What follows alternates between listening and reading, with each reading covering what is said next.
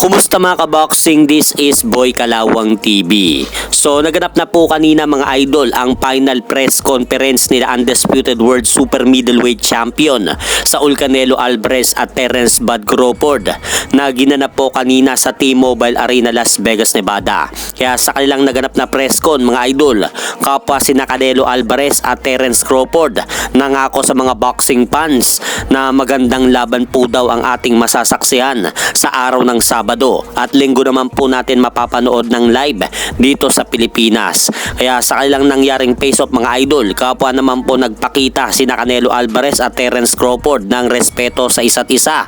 At makikita po natin na nagkamayan pa si Canelo at Crawford bago matapos ang kanilang face-off na dalawa. Kaya abangan na lang po natin bukas ang kanilang mangyayaring official and final weigh-in dyan sa Allegiant Stadium, Las Vegas, Nevada.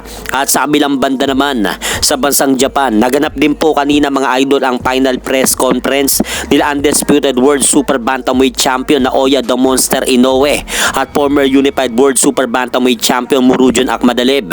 At sa naganap naman na unang paghaharap mga idol nila Naoya Inoue at Murodjon Akhmadaliev, kapwa nagbigay din po ng respeto ang dalawang boksingero sa isa't isa.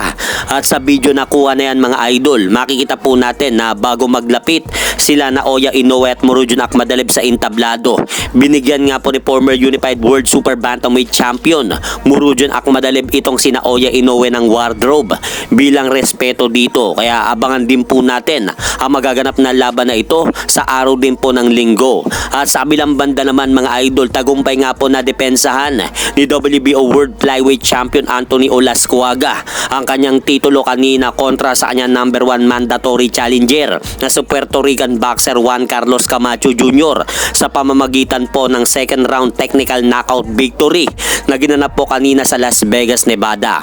Kaya dahil po dyan mga idol, humabante na po ngayon ang kartada ni Anthony Olascuaga sa 10 panalo at 1 talo lamang at 7 dito ay natapos via knockout, habang bumagsak naman po ang kartada ni Juan Carlos Camacho Jr. sa 19 na panalo at 2 talo. At hanggang dito na lang po muna aking update sa mga aganapan sa mundo ng boxing. At syempre mga idol, huwag nyo rin pong kalimutan, pakisuportahan nyo naman po muna ang ating munting channel. Maraming salamat po.